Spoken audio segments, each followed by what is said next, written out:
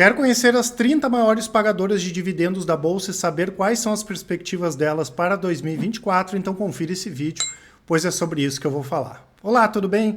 Meu nome é Thiago Prux, eu sou um dos sócios da Capitalizo, que é uma empresa de análise e recomendações de investimentos. E como é tradicional, às quintas-feiras vamos falar de dividendos, renda passiva, carteira de dividendos, viver de dividendos e assim por diante. Hoje nós vamos comentar, de acordo com a avaliação e análise dos analistas da Capitalizo, qual é a nossa expectativa para as 30 maiores pagadoras de dividendos da Bolsa. Um cliente nosso nos encaminhou um estudo bem legal da Economática, que é uma consultoria que eu vou mostrar aqui para vocês e vou deixar o link aqui na descrição. E nós vamos comentar qual é a nossa avaliação, a opinião em relação a essas ações. Tá? Eu lembro, pessoal, sempre que basicamente o que a gente comenta nesses vídeos são sugestões de vocês, então já deixo claro o convite para quem não é inscrito se inscrever no canal, para quem gostar do vídeo dar um like e compartilhar, e não esqueçam de deixar aqui nos comentários as ações que vocês queiram que nós comentemos nos próximos vídeos. Esse estudo está lá no site da Economática, eles fizeram, tem um estudo bem legal aqui de potencial de pagamento de dividendos, alguns gráficos setoriais bem interessantes, as maiores pagadoras dos últimos 12 meses, tem as projeções deles lá também, não cabe a gente ficar fazendo análise da análise, até antiético isso, mas eles fizeram inclusive esse estudo aqui bem legal dos últimos 5 anos dos maiores pagadores e colocaram ali até de forma anual, comparando qual a média, se teve algum ano mais atípico ou não.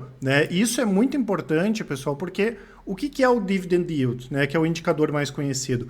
É o que a empresa pagou de dividendos nos últimos 12 meses em relação ao preço atual da ação. Então esse indicador ele tem duas variáveis que são bastante importantes. A primeira é o dividendo, que é o lucro, a maior parte das empresas distribui lucro, tem uma ou outra que paga o dividendo sobre o EBITDA, como é o caso da Klabin, até porque o lucro é complicado, é um resultado bem sujo, tanto sujo que a gente diz é porque é complexo, às vezes saber efetivamente o que deu de lucro ou não, porque tem hedge, tem receita fora, receita no Brasil, contabilmente é mais complexo, e o lucro ele pode ter itens não recorrentes, como a venda de um terreno, a venda de uma participação, pode ser que um ano tenha sido melhor do que o outro.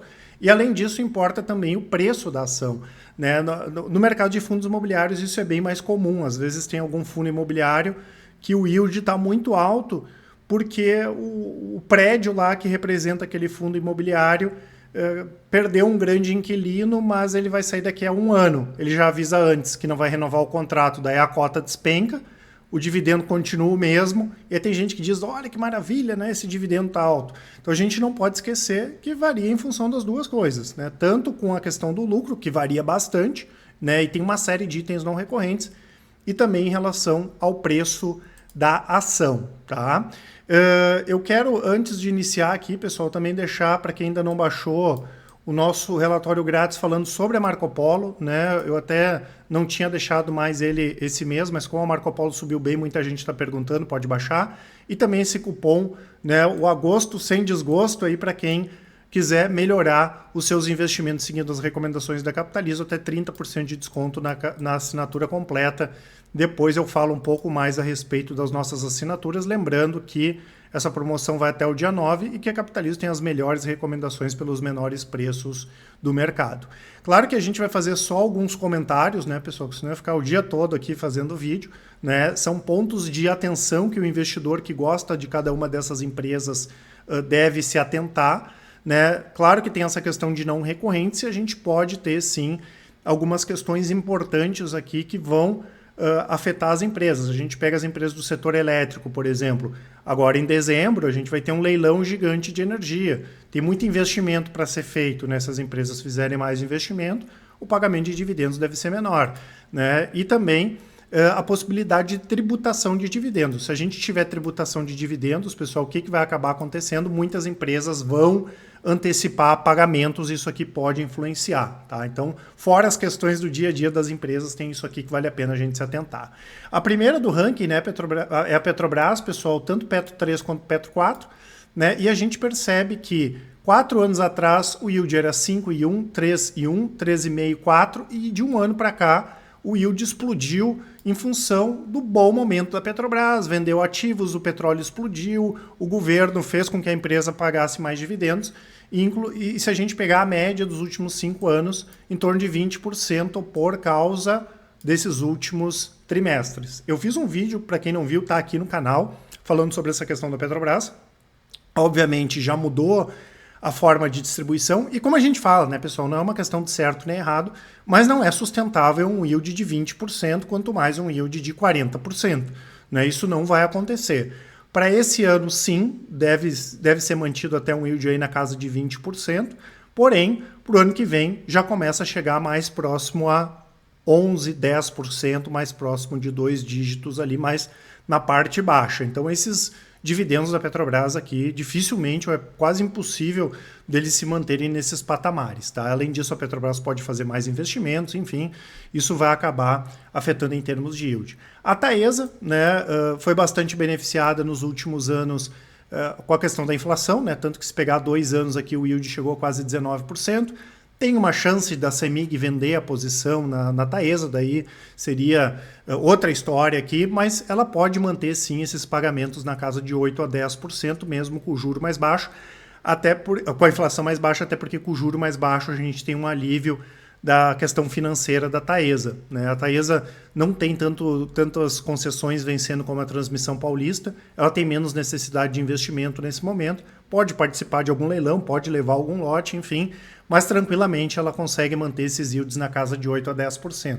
A Unipar vai depender, né? A Unipar tem um yield na casa de 11% médio, né, desde um de 19% até 4%, ela também pode ter um pagamento de 8% a 10%, levando em conta o preço atual, se eles não fizerem nenhuma aquisição grande, né, porque ultimamente aí, se ventilou a possibilidade da Unipar comprar a Braskem. Né, então, teria que a Braskem continuar gerando muito caixa, né, para manter esses níveis de pagamento, mas a Unipar se endividaria. Né? Então vai depender basicamente disso. Se ela não fizer nenhuma grande aquisição, sim, né, continua o bom pagamento de dividendo. A Copel também tem total condições de manter um pagamento na casa de 8% a 10%, que é a média aqui dos últimos 10 anos. Lembrando que até 2018, 2019, a Copel estava com sérios problemas de gestão. Se a gente olhar nos últimos 15 anos, a Copel entregou muito pouco.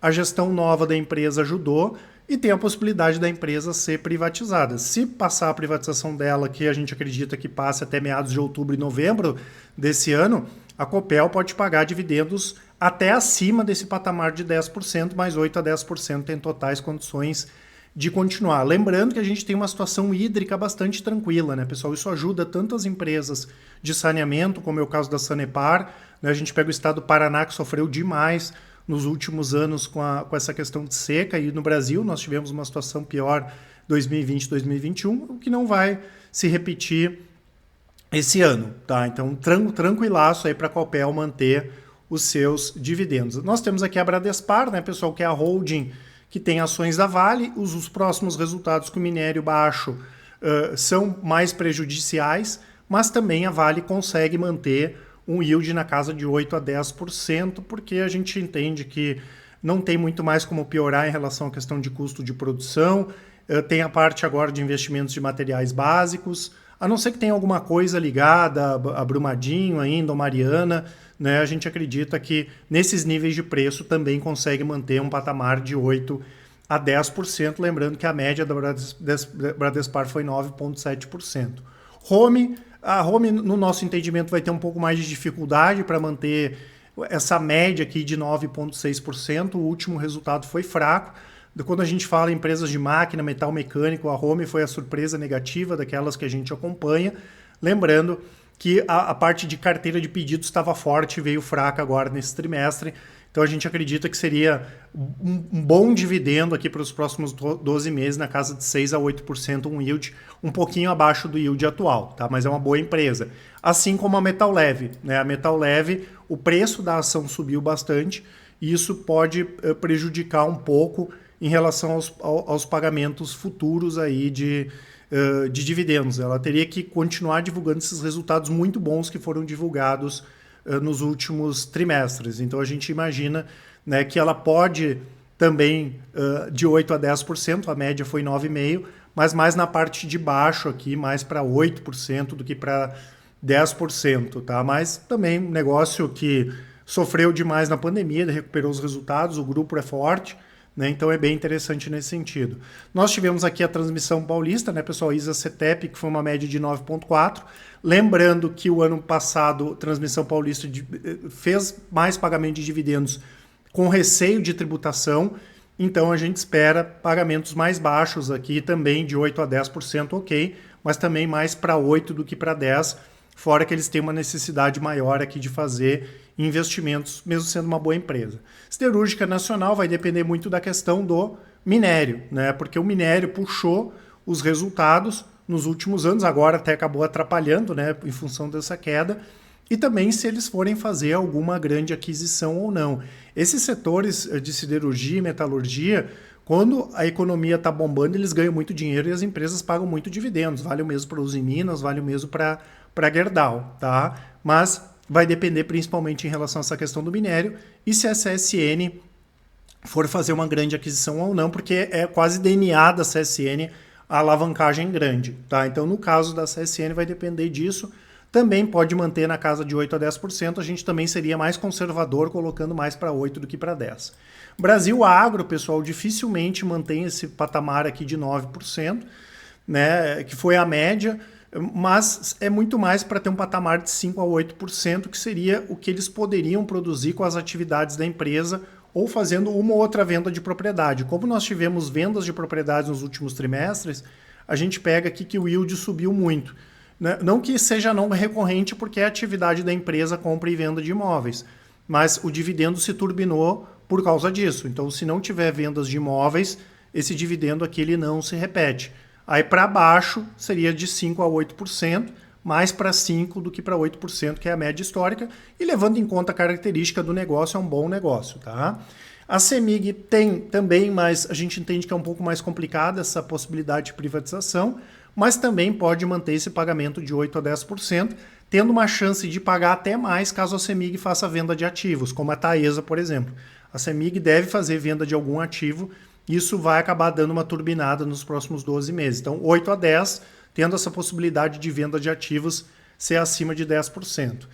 BB Seguridade, né, pessoal? Muita gente comentando sobre essa questão do juro começar a cair agora. Claro que esse efeito ele vai demorar um pouco e ela acaba compensando com um volume maior, mas também aqui consegue manter de 8 a 10% de yield, né? Lembrando que ela ainda vai se beneficiar esse ano, porque o juro não vai cair amanhã, né, para 5%. Então, esse ganho financeiro a empresa vai continuar tendo, né? Então, tranquilo aí também para manter 8 a 10%, compensando com mais receita, né? Principalmente ligada à questão do agronegócio. Nós temos aqui a metalúrgica Gerdau, né, pessoal, que, ao contrário de CSN, não tem essa ligação com minério, né? Tem mais opcionalidades, tem aços especiais, a gente já comentou aqui a questão do grafeno, que é sensacional, inclusive já estão fazendo negócio no Japão, Juntos Somos Mais, a Joy Venture com a Randon. Também, né, a gente acredita que a Gerdau possa manter esses proventos na casa de 8 a 10% aí nos próximos 5 anos. Claro que a Gerdau foi muito beneficiada com o aumento do preço do aço nos últimos 2 anos, que dificilmente vai ser replicado nos próximos 2, mas como a empresa está com a parte de custos, né, despesas bem ajustadinha aqui, o pagamento de dividendo também deve continuar nesses patamares. Grendene, né, pessoal, não deve manter esses patamares aqui porque ela teve a questão do crédito tributário, né? Então esse 22% aqui de yield puxou os resultados anteriores. A Grendene, operacionalmente, desde 2014, ela tem dificuldade para aumentar o volume de vendas. Obviamente é uma boa empresa, ninguém dura tanto tempo num segmento desse de calçado se não for uma boa empresa, mas boa parte dos ganhos da Grendene vinham do caixa da empresa, que era aplicado a maior parte no mercado financeiro, lá em aplicações de renda fixa, e vinha esse ganho financeiro. Como eles vão distribuir, boa parte do que está lá em dividendos vai cair também. Então esse 8 aqui é praticamente impossível também da gente observar aí nos próximos trimestres, tá? É mais realista aqui um yield na casa de 3 a 5%. CPFL vai depender dos investimentos que a empresa for fazer. Nós tivemos também aqui um dividendo mais gordo nos últimos trimestres. Lembrando que a dona da CPFL é a State Grind, que é uma gigante chinesa, que tem bala na agulha, ela pode fazer alguma aquisição, sim, mas também consegue manter esses níveis aí de 8 a 10% de pagamento de dividendos. A Copasa tem essa possibilidade de privatização, que no nosso entendimento é um pouco mais baixa do que uma Sabesp da vida ou que uma Sanepar da vida, e também pode manter um yield aí acima de 8 até 10%. A gente deve ter um reajuste na parte de tarifas. A Copasa, desculpa, fez um trabalho sensacional com redução de custos e despesas aí nos últimos trimestres, e essa situação hídrica mais tranquila também vai permitir esse bom pagamento de dividendos. Banco do Brasil também, né, pessoal, junto com o Itaú, vai sofrer pouco com essa questão de inadimplência, né? A média dos últimos 5 anos aqui foi 7,9%.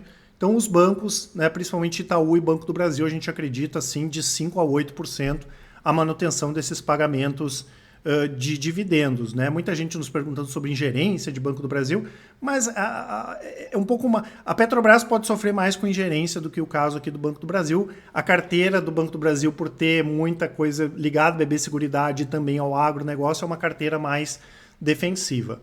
A Vale foi o que eu comentei ali no caso da Bradespar, né? Sim, a gente entende que pode continuar pagando aí bons dividendos. Aqui a CEMIG, as ações ordinárias da CEMIG, né, que aí é o mesmo comentário ali do que as ações preferenciais. A Telefônica, sim, também pode manter um pagamento aí na casa de 5 a 7%. Ela já fez absorção de alguns ativos adquiridos.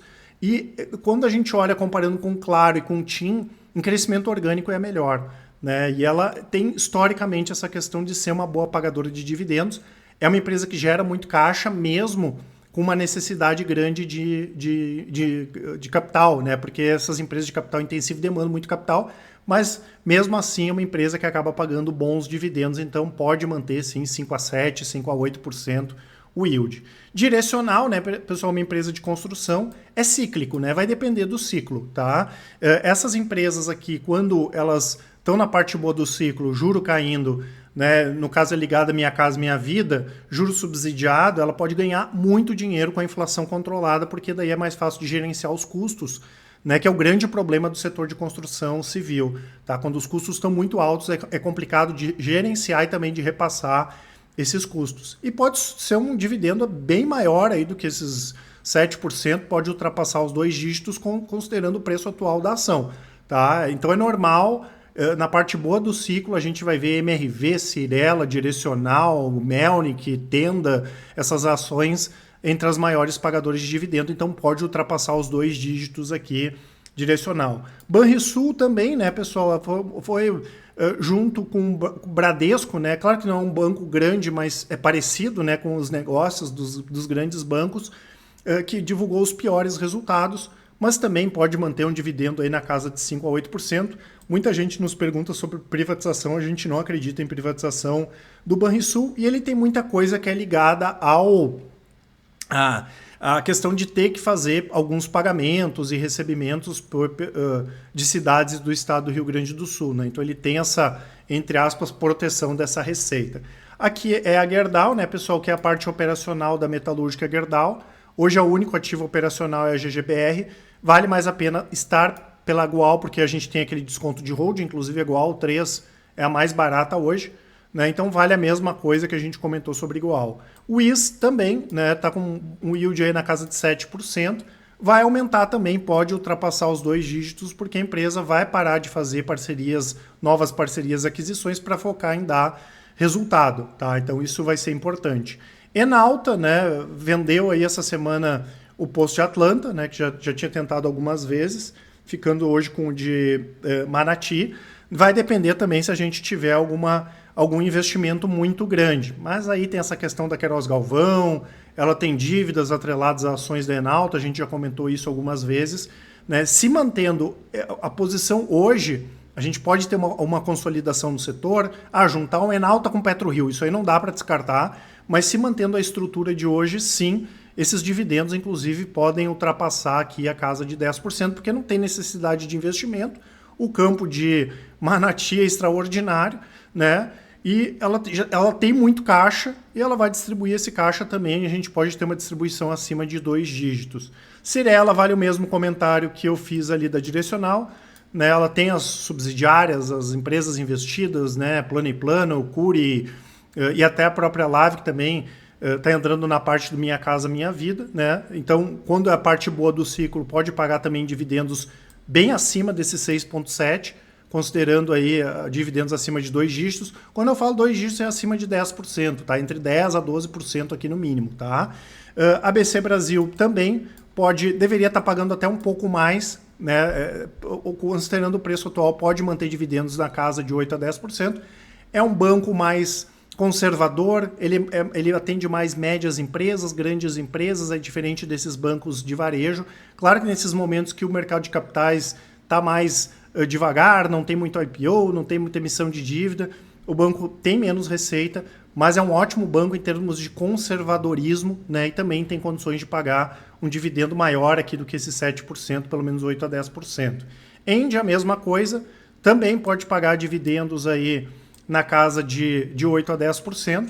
Lembrando que ela fez uma série de aquisições recentes, apesar que a Engie pode fazer mais aquisições, como eles fizeram da TAG, que é uma empresa sensacional, pode participar, pode levar algum bloco aí nesses leilões de transmissão, mas também tem condições totais aqui de pagar, considerando o preço atual da ação, um yield de 8% a 10%, em termos de gestão, uma das melhores empresas do setor elétrico, se não a melhor. E a Sanepar, né, vale um comentário bastante parecido com a questão ali da Copasa, né? A Sanepar também teve reajustes tarifários abaixo do que a gente esperava, né?